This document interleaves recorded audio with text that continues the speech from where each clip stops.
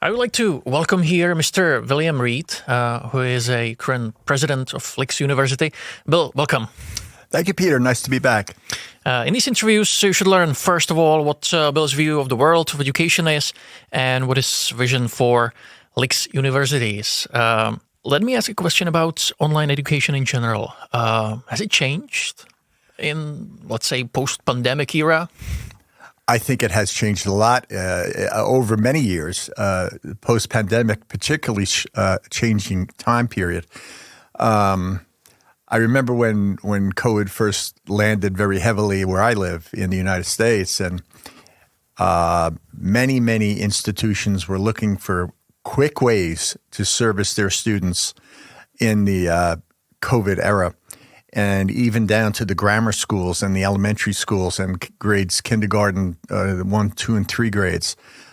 Everyone was trying to find solutions on how they can keep the education moving ahead in a time of extreme restrictions. A lot of challenges were encountered. A lot of problems were encountered at that time, but a lot of answers were identified also. I did see a major increase in availability of tools in the online world.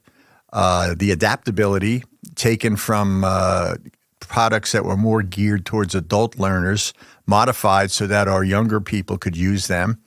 I have grandchildren learning at home now using technology that I didn't learn till I was in college myself.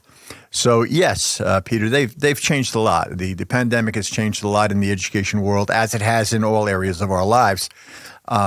But I'm particularly mindful of the ones that are associated with academics, and the changing technology and the changing mindset of learning in a non-traditional environment has just taken another significant jump forward. How this mindset changed? People are understanding that things may not happen the way they used to happen. They may happen for different reasons and through different means to achieve an end. This huge thing that I see going on, not a huge thing, this huge change in the mindset about work, virtual work, driving to the office in the morning, driving home in the afternoon. A lot of people don't want to do that anymore. With the onset of this virtual taste that they've had as a result of the COVID challenge, they don't want to drive to work. They don't want to have to go take the bus, take the train, or whatever. Travel, work travel, I believe, would be down if I was to see statistics on it. So when they start to feel that way, they start to seek out other opportunities and or other ways to do their work. I know many people who have been called back to their offices and don't like it.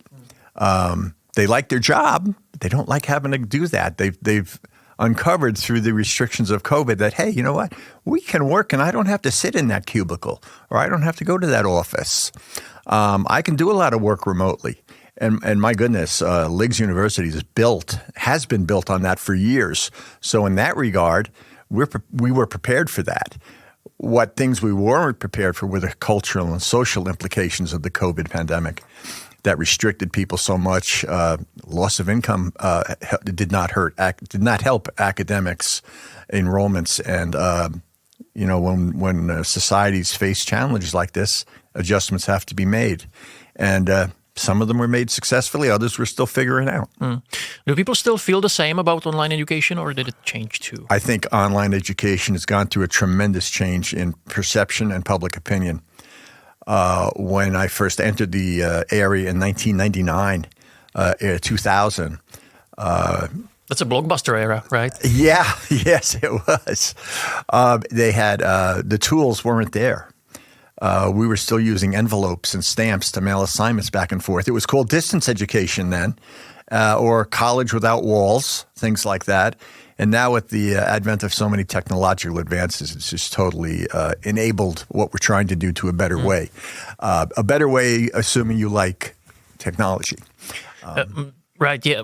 Where do you see the main benefits for online education? In the area of flexibility, speed of delivery, and the availability that we can change our programs rapidly. with as the needs change for our students in their fields, whatever field of business they may be in. As that changes, we have to adapt rapidly. We cannot keep a course with the same content for a long period of time. It just doesn't happen anymore. New things are constantly happening. Our faculty attend conferences. They attend workshops. What's happening? I attend workshops. I just signed up for 3 or 4 of them today about what's the vision in this area going forward. What's marketing going to look like in 2035? How is organizational behavior going to adjust to the now diverse virtual workforce? How do we train people to work and be yourself in a technologically diverse world? All these things are now coming up, and other things are falling aside. We don't have to worry too much about some of the more stable mechanical type things that we used to worry about. Even in our delivery models, textbooks, we're depending less on textbooks, more on ebooks, more on scholarly articles that are published. We're using more and more of them than ever textbooks, because the scholarly articles that come forward from the researchers and so on, they're coming up with the latest information. And textbooks just can't print them and change them that fast. So there's a lot changing in the world that is all good, in my opinion, to bring meaningful information faster. Mm. Do you think because of this, online universities will be ahead? They will be a absolute contender in the education world. I don't think that's ever going to change. They may grow more, they may become more popular, and I think they will. I will also think that the traditional brick and mortar type campus-based institutions will also be there. There's a need for that, particularly if a younger generation with socialization skills, networking type opportunities, the ability to simply how to get along in a business meeting, the means by which you learn to understand a corporate environment. A lot of things like that still are valuable. We still have areas that are hard to deliver in an online world, particularly if you're working on some degrees in medicine, for example. You're not going to graduate a medical school with never touching a patient, things like that. So there are fields of the online learning that are challenged in those regards, but they're making progress in them. When we first started, where I was with another institution, they opened up a nursing program.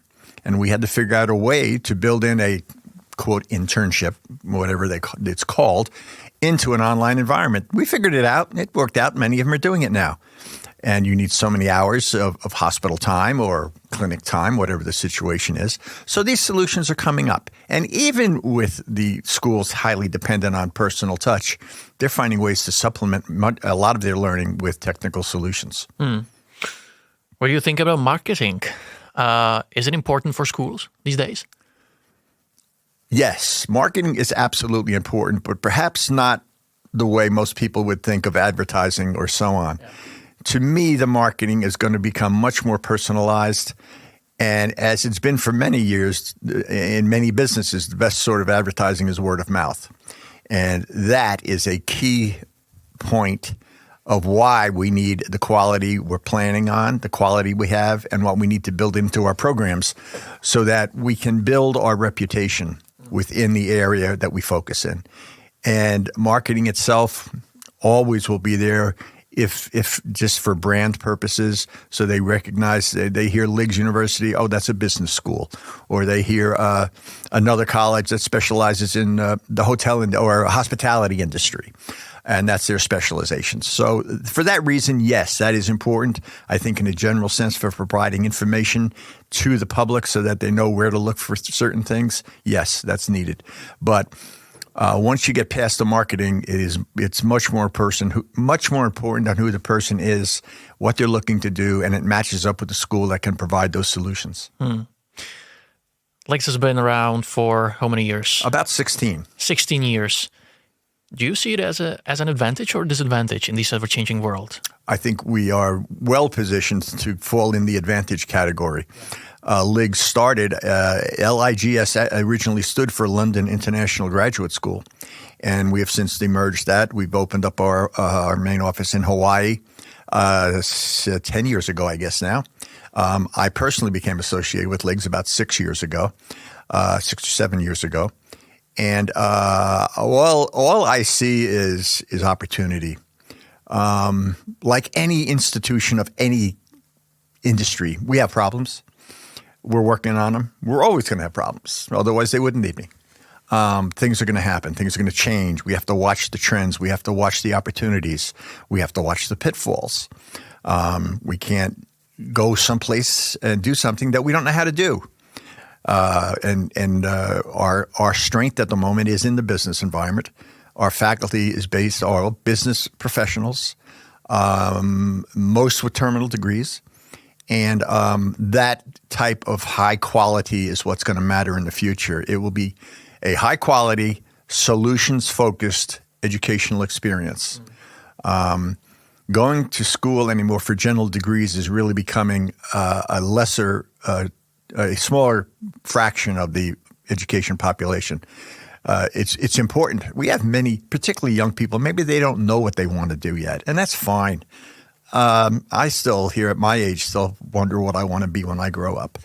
But for those people who may not have a set goal, the general education is perfect because it is getting them into the model of learning.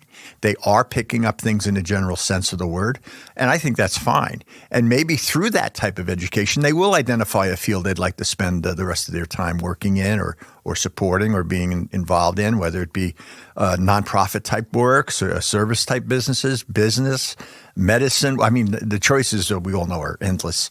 But when you do decide or you want to sample that field, then you need to find the place that can help you do that. And that's where LIGS will fit in and is fitting in with the business community. You were talking about niches and how is it important for schools. What would you say is LIGS' niche? I would like to think that LIGS' current niche is that person, that man or woman who has had a taste of management or wants to have experience in management, thinking about it, has maybe some experience in business but not a lot, or has experience but wants to credential it in a way so that they can show that they hold a master's degree. So the person who is wanting to get in business and has the potential to do it. There are also a group of people, and we've labeled this group, we call them lane changers. People who started off in one career, like myself, and migrated to another one. One area we see this happening a lot is in the area of nursing. For some reason, there are many nurses that are now going out and getting MBA degrees to complement their nursing degrees so that they get into the management at hospitals and medical providers. That's a very clear example of what I'm talking about for quote this lane changer type person, and that's not a new term. We coined that 12 years ago, but again, going back to what we started talking about with the COVID issue and how it's changed people. Many, I'll use nurses again, don't maybe not want to stand in a hospital room anymore or work in the emergency room or be in the lab. They'll want to move to a different field. I mean, I have nurses in my family, and the experience they went through was horrific during the COVID situations and gave new meaning to the word burnout. And some of them, not just my family, but in general. And I can equate this to other areas as well. Some people spend 15 years in marketing and just say, I want to change, I want to move. They may want to go to maybe data analytics or move to another area that they have some knowledge on, but they're excited about it. And if the person's excited about a topic, they're probably going to do pretty well with it. If you have that internal energy, that internal spark for something, that's more than we could ever provide. We can help that spark along, but the individual has to have it. And calling us up or sending us an email asking about our program is that first spark. So do you think we will see a rise of lane changers? Yes. I think we are seeing it now. I'm trying to think of the words it's been described as the great quit. The great quitting, or something like that. Something like that. The great walkout, or something. Yeah. I think that's going on right now. I think we're living it. Yeah. And honestly, some of our faculty are the picture of that. They've been in business and they said, "Okay, I've done all I can do here. I'd like to give back now. I'd like to share what I have. I'd like to use what I've learned over the years, and maybe not work as hard, but have more fun with what I've learned." So and that's how they share it. You have the capacity to capitalize on it? Absolutely. Yeah. Absolutely. How will you do that? We can take that faculty member, expose them to the people that I just described before about the lanes changers, and say, now here's a faculty member, and she used to do this, and now she's doing this, and this is how she did it. I want to learn from that person. And that's why faculty are so critical to our success. They have to be able to relate to the learners and the learners' experiences, and then show them that you're not that crazy. You can do that. It's possible. I mean, I know many people that have changed careers, including myself, a few times, and they're really not connected, but yet the learning remains with you, and you can similarize experiences in different situations. Yeah. So it's a lead by example sort of thing. Exactly. Yeah. We have to walk our walk and talk our talk. We can't teach one thing and do another, which is interesting, because we had a meeting just this week about a program we're migrating to about future management and virtual management. I said, and as we do this, all of us in this meeting are going to have to take this course, because this is what we do now. We manage virtually. A large portion of our team are virtual. And we have to learn how to do it better. We do it very well, but we still need to do it better. Can you name skills that you think will be most important in these days? I think the number one skill is the willingness to learn, closely followed by the more practical skill of communication. And communication, as I'm referring to it, is a large, broad spectrum. But the ability to communicate in a virtual environment, the ability to transfer your message so it's understandable to someone of a different culture, of a different language, is just becoming such a powerful tool to have.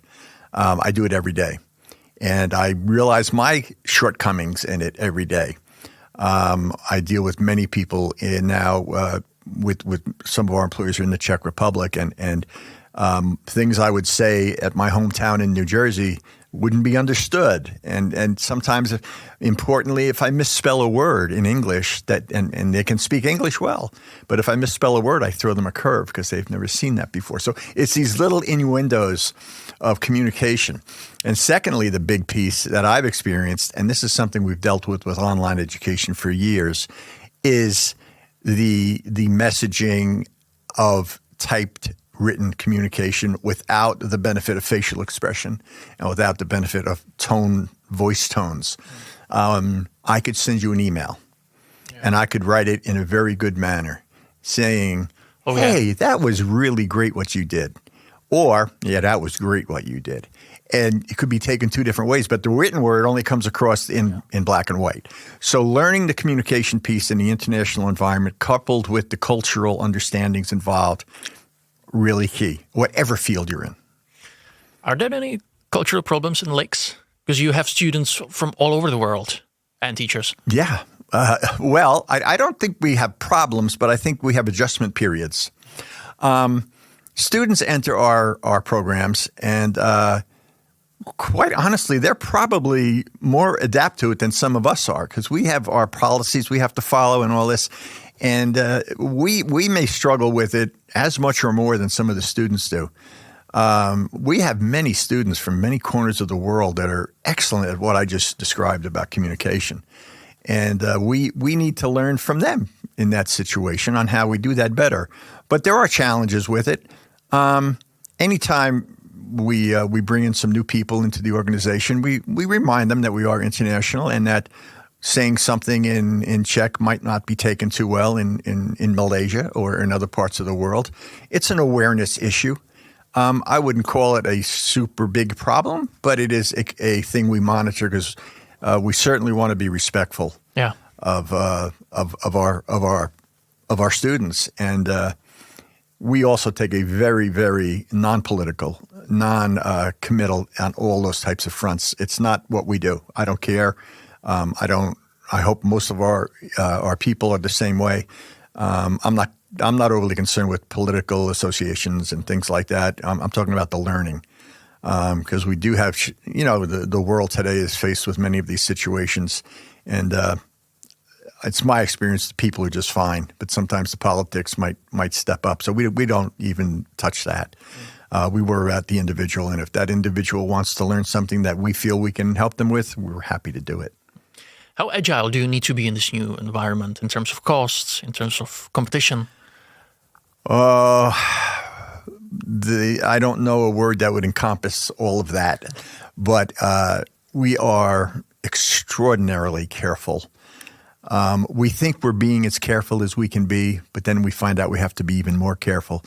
We monitor our expenses very tightly. We're in a phase right now where we are realigning some of our resources. So we will be spending more of our resources on user, meaning learner using technology and things like that. We've decided that the service to the student is first, and then our ability to keep records and so on in the office, because under accreditations we have certain standards of reporting we have to have, and how we do things, and we treat everyone fairly. So it plays a big part in all of that. But we are very mindful of not just costs, but of what's going on in our industry and what's going on, and are we going to be required to make an investment of either money or time in certain areas? It is running a business. It's just like running a corner store. You don't want your inventory to lay around and not be sold, nor do we want programs that aren't helping anybody, because we don't get ahead that way, nor do our students. Would you say that it's a tough battle to be in this space? It's a tough battle if you don't know what you're doing. Yeah. I'm very confident in the people we have. I'm very confident in our faculty. I'm very confident in the leadership in the school. That all makes it easier. Is it the easiest? No. From a business perspective, it's a tough business. From a personal perspective, it's a rewarding business. Watching people graduate. And I'm sure many people can relate to, when you're talking to somebody and you see the light go on, they say, oh yeah, I got what that person's saying. That's rewarding to me.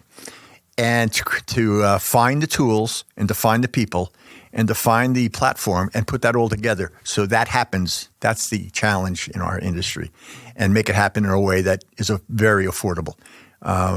It is our goal to be one of the most affordable, highest quality products out there. I don't think we're ever going to be the cheapest. You can go out and find cheap ones. You can Google up cheap universities and find them by the hundreds. I don't think you're going to find us in that list. You will find us in a reasonably affordable category with quality education, and in the business world, what we would call that a high value proposition, where it's a fair investment for the amount of education and tools you receive. Thank you, Bill, for your question. Thank you very much. Thank you.